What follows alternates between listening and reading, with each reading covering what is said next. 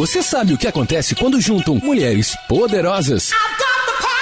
TPM no ar. Entretenimento, beleza, moda, empreendedorismo. O universo da mulher no tempo de hoje. Agora, TPM no ar. Tudo para mulheres. Olá, está começando mais um episódio aqui da nossa terceira temporada Saúde Estética e neste especial estamos com o conteúdo Mães Atípicas. Vamos entrevistar aí diversos profissionais da área da saúde, também profissionais especializados em neurodivergência e algumas mães compartilhando aí o seu relato, compartilhando as suas experiências. Para você que está nos acompanhando, além do conteúdo aqui no podcast, você pode também acessar a nossa revista. Quem não é da região do Vale do Paraíba, entra no nosso site www.tpmnoar.com.br. Lá você vai encontrar aí toda a edição das nossas revistas, principalmente a terceira, e poder consumir todo o conteúdo. Se você é da nossa região, manda uma mensagem pra gente no Instagram para saber onde você consegue o seu exemplar. Hoje nós vamos entrevistar aqui a psicanalista Gisele Fernandes. Eu vou contar um pouquinho sobre ela. Ela é psicanalista pela CETEP Campinas, pós-graduanda em neuropsicologia, análise do comportamento aplicada e psicologia positiva. Ela trabalha com psicoterapia e acolhimento de mães atípicas. Ela também é uma mãe atípica. Seja bem-vinda ao microfone do TPM, Gisele Fernandes. Obrigada, Marcela. Muito obrigada pelo convite. Eu tô feliz demais de estar aqui. Nós que agradecemos. E a gente já vai começar pelo principal assunto. O papel do acolhimento das mães atípicas, a saúde mental dessas mães. Porque, como toda mãe, a nossa rotina é uma rotina muito desequilibrada. E quando a gente fala de mães atípicas, a gente está falando de uma sobrecarga que muitas não têm conhecimento, principalmente por conta mesmo das terapias da criança. E, claro, toda a sobrecarga que a mãe carrega, os medos, as aflições. E como é hoje o cenário da saúde mental dessas mães que chegam até você, Gisele? Olha, Marcela, esse é um assunto bem complexo, viu? Eu sou uma mãe atípica, meu filho é autista nível 3 de esporte, o Renato, tem 5 aninhos. Eu conheço de perto, né, as fases, a complicação de uma vida de mãe atípica, né? E o que acontece? Essa mãe, ela precisa de tanto suporte quanto a criança. E muitas vezes fala-se muito do apoio, fala-se muito, mas pouco se faz. Exato. Né? Muito pouco se faz. Então, eu vou citar aqui, para começar, um estudo de 2023. Na verdade, existem outros, mas o mais recente é de 2023, que compara o estresse pós-traumático de um combatente de guerra ao estresse sofrido por uma mãe atípica. Ou seja, não é fácil. Ser mãe não é fácil, né? Ser mãe não existe escola de mãe. Não tem manual. Ser mãe é complexo, é uma carga muito grande, é uma cobrança muito grande. Agora, ser mãe de uma criança atípica é ainda mais complexo. Crises, desafios, né? O próprio capacitismo mesmo, porque eu digo que uma mãe atípica, ela é além de mãe, ela é uma ativista na causa, né? A mãe, ela se vê obrigada a voltar a estudar, porque toda mãe atípica acaba tendo que voltar a estudar, porque ela precisa entender um pouco da condição do seu filho. Sim. Né? Por coincidência ou não, a maioria das profissionais que eu tive contato para poder desenvolver essa temporada são mães atípicas. Então, são diversas especialidades e aí elas também são mães atípicas. E aí eu fiquei até com aquela questão assim, né? O quanto realmente o estudo levou essa profissional a olhar para esse momento que estamos todos vivendo, dos diagnósticos hoje em dia, né? Sendo mais precisos. Porque Sim. também é uma questão, né? Antes falava, mas por que agora a gente tem muito mais o diagnóstico de TEA, por exemplo?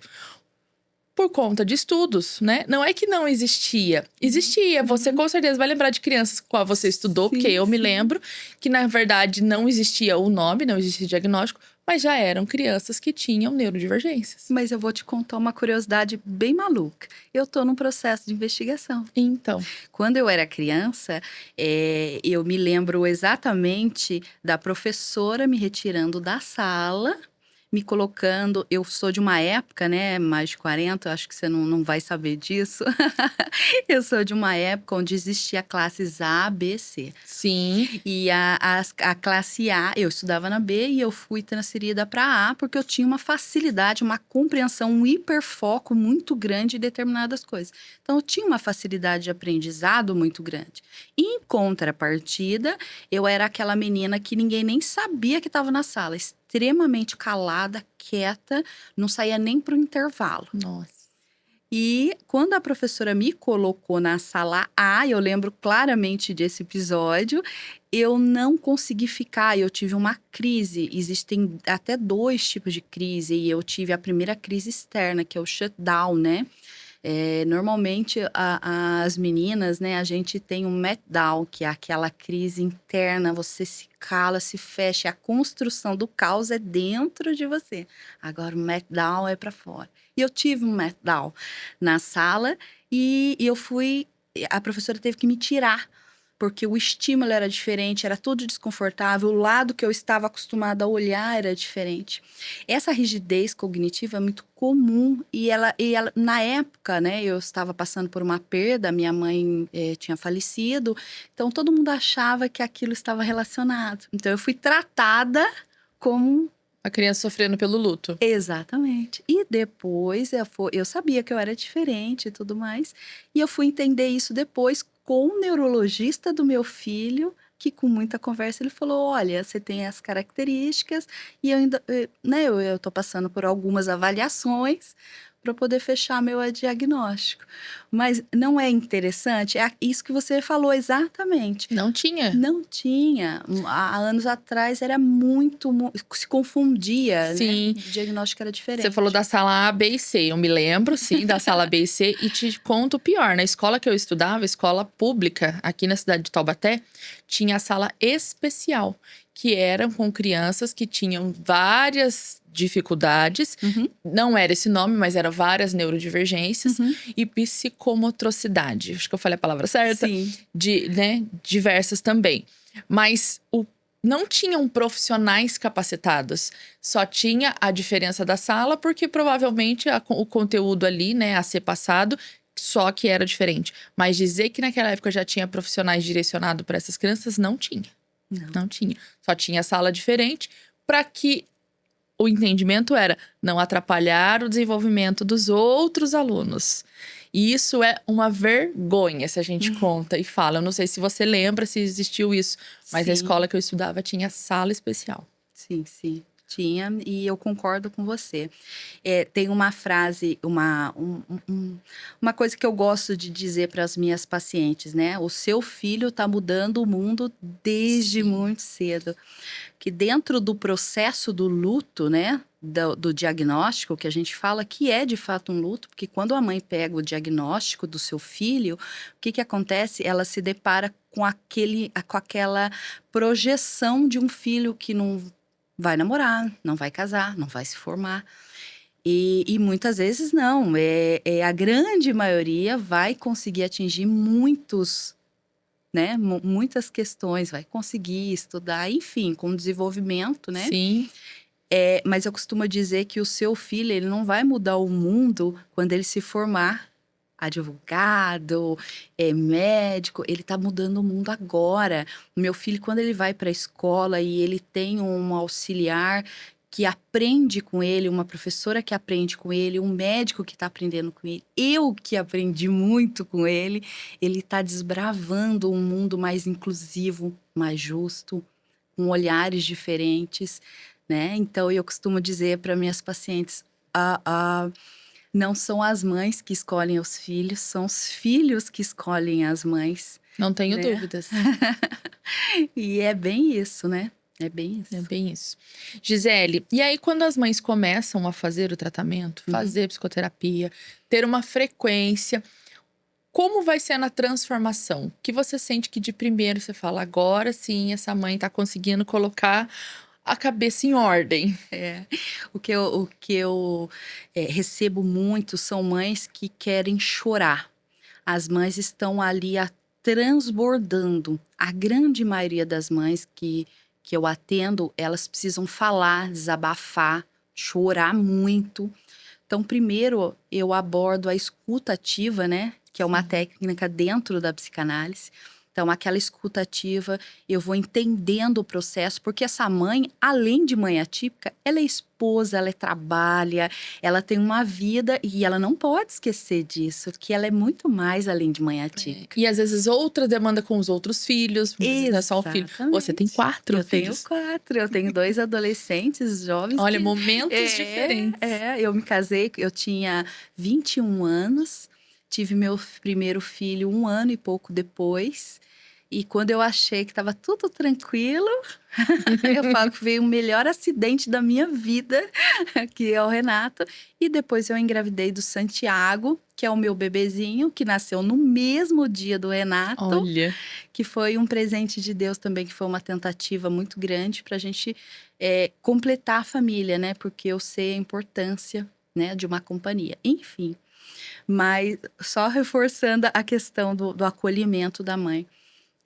No processo da escuta ativa, a gente vai identificando quais são as distorções que essa mãe carrega. Porque o que acontece?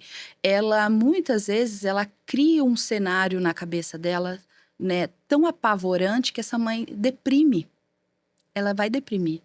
Ela, além dela ter uma demanda muito maior do que uma mãe comum, porque a gente sabe que a demanda é muito maior, terapia, muitas vezes o custo é muito grande, nem sempre essa mãe tem a condição, ela está enfraquecida, né? Ela está chateada, magoada, e ela precisa enfrentar o mundo, ela precisa enfrentar a escola que nega a matrícula, ela precisa enfrentar um médico que às vezes não quer trabalhar na abordagem de uma coisa que ela trouxe, não quer discutir, ela precisa trabalhar a dinâmica ali com a professora em sala de aula, porque ela precisa transmitir para a professora e a professora precisa conseguir passar tudo para ela. Essa mãe, ela está tão sobrecarregada que ela se fecha. Né? Faz uma casca, né? Exatamente, pra tentar ser forte. Uma carapaça, né? Então, eu vou trabalhar desde a escuta ativa para trazer esse alívio para a mãe e eu vou trazer para ela a identificação de distorções. A gente vai identificar o que é real e o que ela está projetando a mais. Né? O que está no cérebro dela, que a mente dela construiu, que tem a ver não só com a situação em si, mas tudo que ela carrega como crença interna dela, porque a gente tem que entender que ela é uma mãe, que ela teve toda uma história, que ela tem as limitações, tem os pontos fortes, tem as fraquezas que a gente precisa trabalhar. Então, tudo isso é trabalhado na terapia. Eu trabalho muito mindfulness, eu não sei se você já ouviu falar. Sim, atenção plena. Exatamente, a gente trabalha com protocolos de mindfulness. E foi muito interessante, uma mãe me trouxe esses dias, ela falou assim, Gisele, ela mandou até para mim, Gisele, você não sabe o que aconteceu? Eu falei, me conta. Ela falou, olha, numa crise do meu filho, eu consegui transformar a crise dele, né, em calmaria, em bem menos tempo aplicando a técnica. Porque o que acontece? A mãe, ela acaba entrando em crise junto com a criança. Sim. Ela vê a criança, às vezes, né, tem criança que tem comportamento autolesivo, que é um pouco mais tenso até, ela vê aquela situação, ela precisa fazer a contenção e ela tá ali transbordando de nervosismo, né?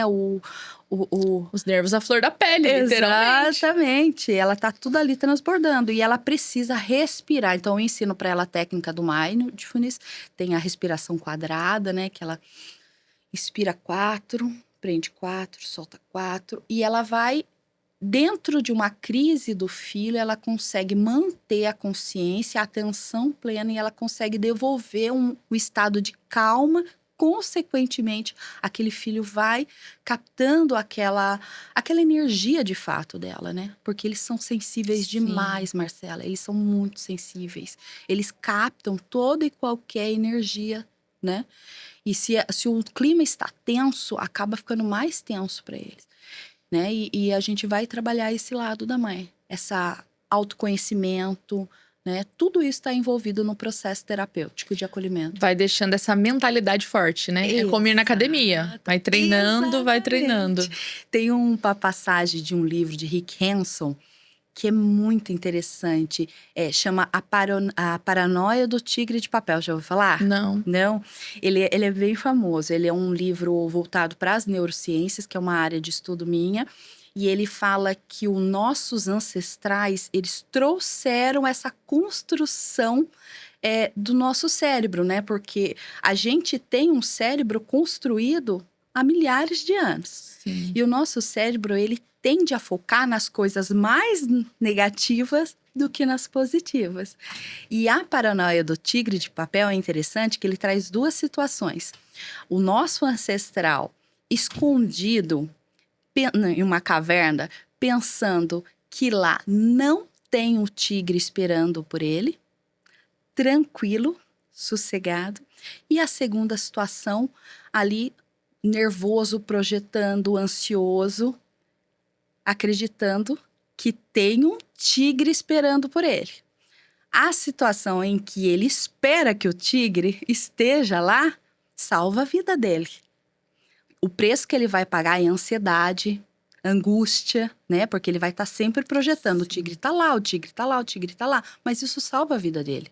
Agora, a outra situação em que ele relaxa, o tigre não está lá, é a morte. O preço é a morte. Né? Então, nosso cérebro, ele aprendeu com isso. Ao longo do tempo, nosso cérebro, ele foi... É autodefesa. Exatamente. Só que hoje a gente vive numa sociedade moderna, a gente não tem tigres e leões, a gente tem barata ali. Boletos! Boleto. Mas a sensação e a quantidade de cortisol que o seu organismo libera diante ao medo que você projeta é o mesmo que se um leão tivesse ali. Sim, sim. E é isso que a gente vai trabalhar com a mãe atípica. Ela vai aprender a trabalhar o comportamento dela, né? Eu trabalho desde a tomada de sol. A gente tem uma parte do nosso cérebro que chama núcleo supraquiasmático. Palavra difícil. Que ele cuida do ciclo circadiano, né? Então, a gente vai trabalhar porque o que acontece? Essa mãe, ela não tem tempo de pensar nela. Então, ela vai fazer uma meditação, 5 minutos, ela vai tomar um sol de manhã, né? A gente vai trabalhar, eu vou verificar o que ela tem de pontos ali que a gente pode trabalhar. Então, a gente vai fazer uma investigação total na vida dela para ver o que de bem-estar a gente pode trazer para essa mãe. Porque, assim, o pouco que eu ouvi nesses meses, fazendo os bastidores para produzir o conteúdo, uma das questões que acho que mais aflige as mães atípicas é o futuro. Exatamente. Então, quando eu não estiver, ou quando meu filho crescer muito, como que eu vou lidar com as situações da vida adulta, né? Principalmente quando a gente fala, né, do grau 3. Quem vai fazer por mim, pelo meu filho, quando eu não estiver? Ou quem vai estar junto comigo para fazer pelo meu filho? E quem o meu filho vai aceitar também. Porque essa também é uma dor que a mãe traz, né? Não basta ter uma rede de apoio, mas quem a criança, adolescente, o adulto, vai aceitar para que esteja ao lado dele. Exatamente isso. E quando a mãe traz essa demanda para mim, quando ela fala assim, quem vai cuidar do meu filho, né? Aí eu digo para ela o seguinte, quem vai cuidar do seu filho, o máximo que puder, é você, né? E é por isso que a gente está aqui hoje, para você cuidar da sua saúde emocional, física, em todos os sentidos. Porque se você se sobrecarrega demais agora, não cuida da sua saúde, você tem menos tempo ainda com ele. É difícil, é um choque, é duro falar isso. Mas se eu não tomo conta de mim, como é que eu vou tomar conta dele? Então, essa mãe atípica, ela precisa sim, ela precisa despertar para esse autocuidado o mais rápido possível. Sim. E como você vai quebrando esses paradigmas na cabeça da mãe? Porque eu imagino que não é fácil. Por mais que ela busque ajuda, existem algumas crenças que a gente carrega, né? Em diversos momentos da nossa vida. E acho que na maternidade é um deles. Ninguém é tão capaz ou melhor do que eu, né? Como mãe, independente. A gente já carrega isso. Olha, o primeiro é a culpa. Quando a mãe, ela divide, né? Quando a mãe cede para um cuidador, quando ela confia, a primeira coisa que vem é a culpa, né? principalmente a mãe atípica. Ela vai se sentir culpada porque ela vai se sentir... eu tenho muito isso, né? Porque eu faço o encorajamento dessa mãe trabalhar atividade física, academia, caminhada, enfim. Eu cobro muito isso delas, né? Ela trabalhar atividade física. E esse deixar com o outro, muitas vezes, às vezes deixar na escola e deixar de ir para casa para fazer algo para ele e cuidar um pouquinho de si, isso transforma, até ela quebrar esse estigma mesmo, né? De que eu tenho que estar o tempo todo por ele, tenho que estar o tempo todo para ele, que agora a minha vida é ele. Sim, concordo. A sua vida pode ser para ele, mas a sua vida tem que ser para você. Você ainda é a Marcela, eu ainda sou a Gisele, né? Eu sou mãe atípica, mas eu ainda tenho a minha identidade, né? Eu ainda posso fazer muito mais coisa do que ser só mãe, né? Eu consigo isso e eu vou cuidar de mim. Então, eu vou sim numa academia, eu vou sim fazer uma caminhada, porque eu quero chegar nos meus 60, 70, 80 anos saudável.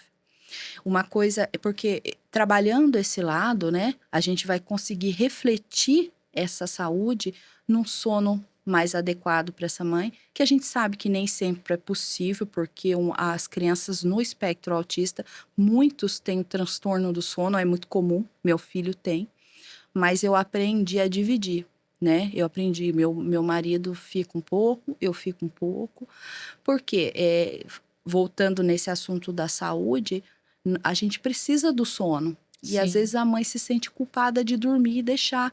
Eu digo a elas, não se sinta porque você precisa, né? Até tem uma coisa, eu gosto de fundamentar para elas entenderem. Eu explico para elas o seguinte: o seu cérebro, quando você dorme, é como se você lavasse ele. Você sabia disso? É como se seu cérebro fosse lavado por dentro. O volume de líquido é um líquido cefalorraquidiano. Ele aumenta até 20 vezes mais quando você está em sono profundo. Ele vai tirar todas as toxinas e impurezas do seu cérebro. Isso vai fazer com que você tenha uma vida mais saudável, né? E previna doenças degenerativas.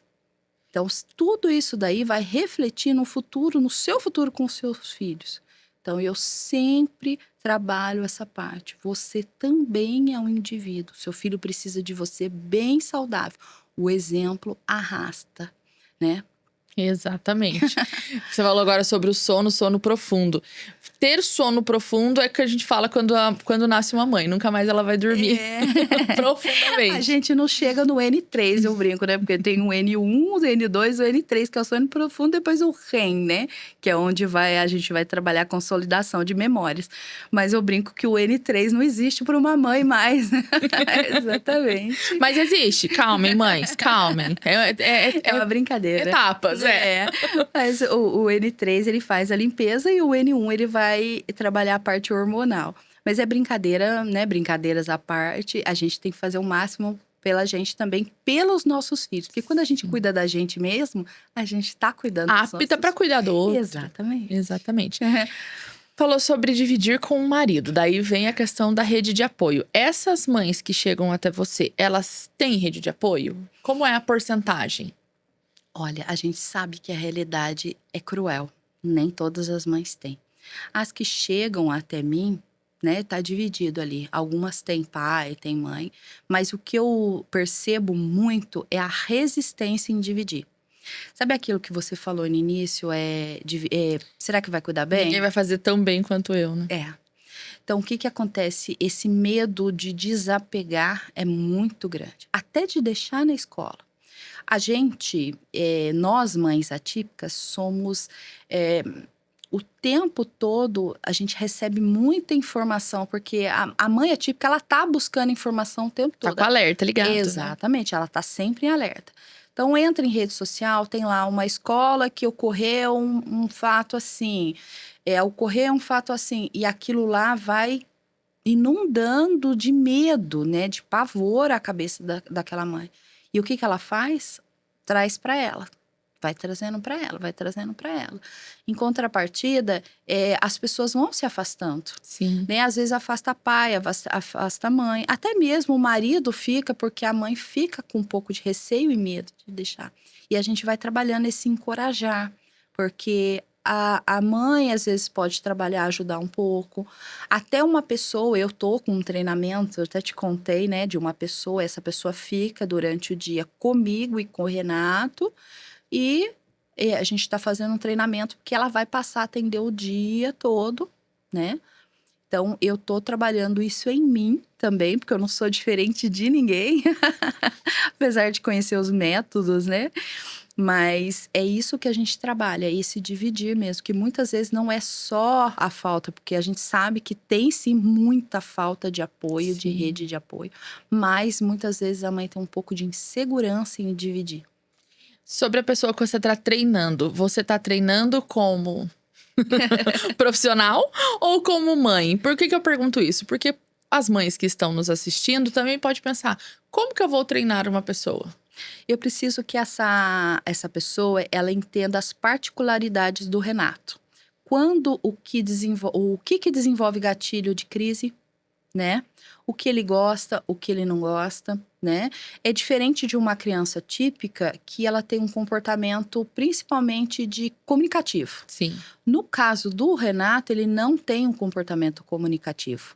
Ele não sabe pedir água, ele não sabe pedir comida. A gente está trabalhando muito isso nele, o apontar, o se comunicar por prancha, pelo tablet. Mas a pessoa que está com ele, ela precisa entender como usar o tablet de comunicação dele, a comunicação alternativa. Ela precisa entender os limites dele.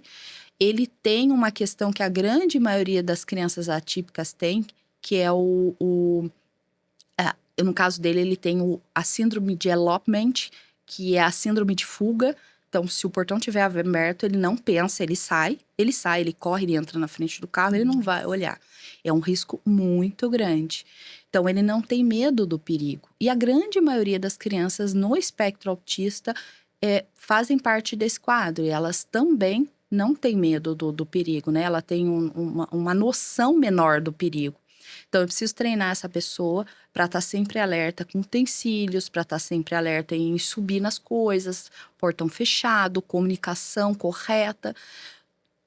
Ela entendendo isso, não é uma coisa difícil, não é. E em caso de crise? Em caso de crise, no caso do Renato em específico, ele não tem comportamento autolesivo, mas pode acontecer, né? Tem crianças que têm. E existe um treinamento especial, que é treinamento de contenção, mas isso precisa ter um treinamento especial. A pessoa para conter uma criança, né, nesse sentido, ela precisa de um treinamento especial, né? Mas existem cursos, dentro do ABA mesmo, que é a análise do comportamento aplicada, tem o curso de contenção. Excelente. Importante contar, porque provavelmente, né, como a mãe já tem resistência para pedir ajuda para os familiares, imagina para contratar uma pessoa de fora para participar da realidade. É um processo, como você está vivendo. Você está vivendo agora, que o seu filho está com 5 anos. Sim, né? exatamente. Mas eu resolvi abrir porque eu trabalho prestando, além no acolhimento, né, que eu faço, eu presto assessoria para uma empresa, né, e essa empresa me permite o trabalho online. Então, eu estou sempre home office. Então, eu consigo estar ali de olho dele a maior parte do tempo e eu divido essa tarefa com o meu esposo. Então, somos eu e ele só, né? Sim. E eu consigo. Só que tem horas que eu preciso, né? Vai ter horas, eu tô me programando para isso. A minha carteira de pacientes tá subindo muito, tá crescendo, eu não tenho horário mais. Então, eu preciso me preparar para abrir mais horários na minha agenda. Então, eu preciso ter esse apoio. E olha a importância do pensar lá na frente. Exatamente. Né? Não dá para ser nada da noite pro dia. Tem que ser tudo trabalhado e processos. Exatamente. Agora, uma questão importante sobre a escola, né? A gente mencionou aqui sobre escola. Uhum. Como uma mãe atípica procura e entende que aquela realmente é uma escola preparada para receber o meu filho? Ou não tem que ter uma escola preparada? Como é o seu ponto de vista? Tem que ter uma escola preparada.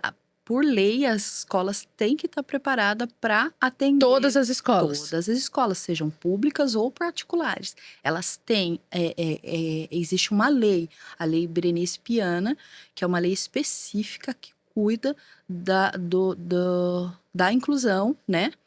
E dessa área escolar também, né? Existem outras leis também, e essa não é minha área, mas a gente acaba tendo que Estudar. estudar um pouquinho.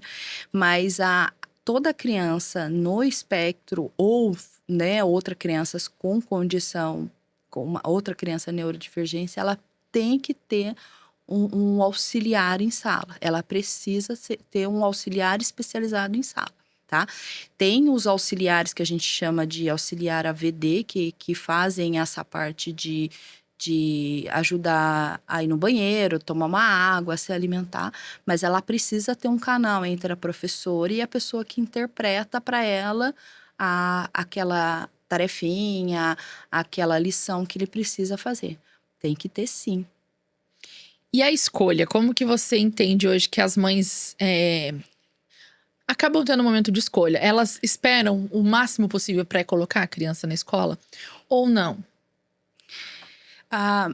É muito dividido isso. Crianças dentro do espectro nível 2 de suporte, que tem um déficit na comunicação, muitas vezes a mãe quer colocar rápido na escola porque entende que colocando na escola a criança vai começar a falar.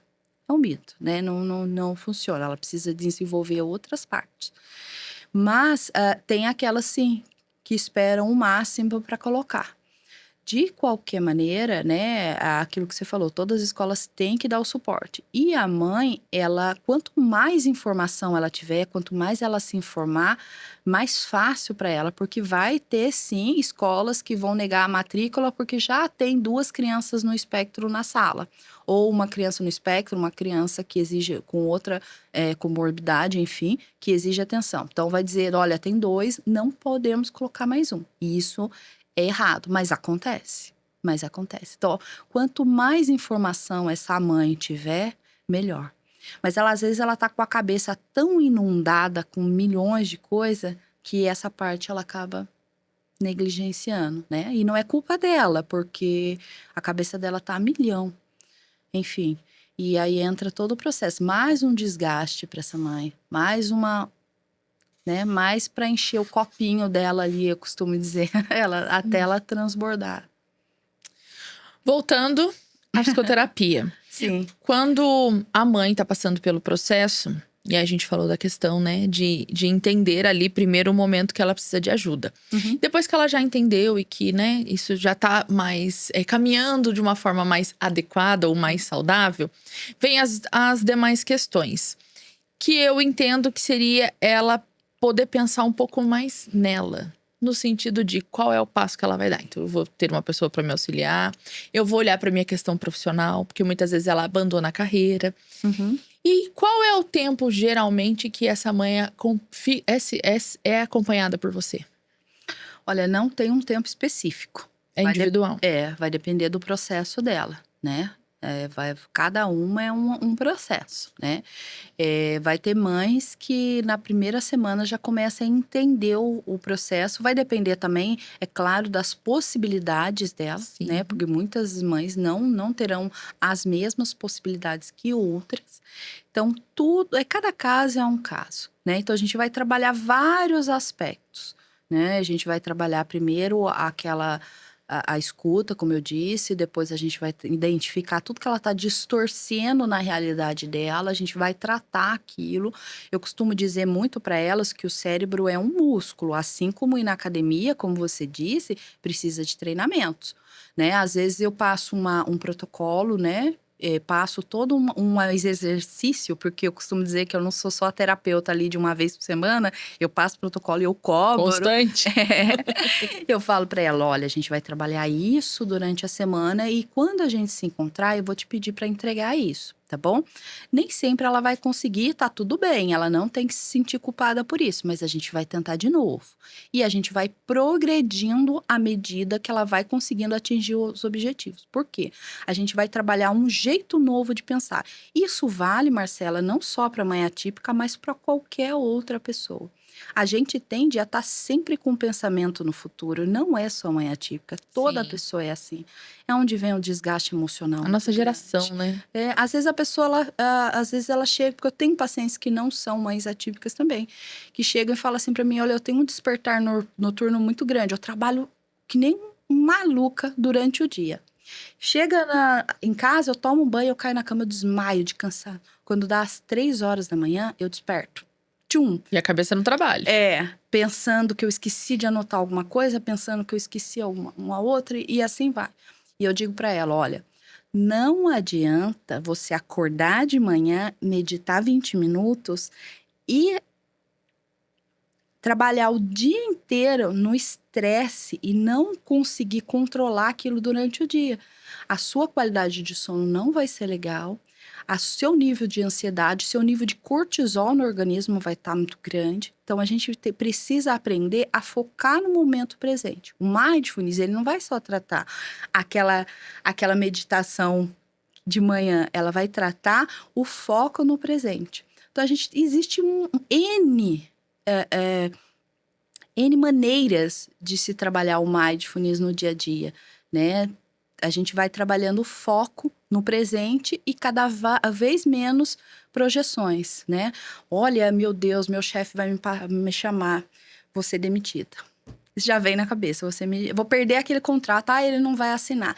E às vezes você sofre por uma coisa que nem existe, né? Exato. E eu trabalho muito isso. A escrita ativa, que vai ajudar, né? O desabafar ali, muitas vezes, ter um diário, eu encorajo as minhas pacientes a ter um diário, que isso é muito legal. Quando você escreve, você deixa o seu sistema límbico menos ativo e ativa mais o córtex pré-frontal, a parte medial dele. Então, quando você está escrevendo, você consegue racionalizar o problema. Né? Então... Porque até o hábito de escrever a gente foi deixando de lado, né? Com tudo tecnológico, só no celular. Eu falo, nossa, minha letra ficou horrível por conta de falta de ter escrita como era antes, né? A gente escrevia demais, agora a gente quase não escreve mais. Mas mesmo que seja no celular, Marcelo, eu sempre encorajo meus pacientes a escrever.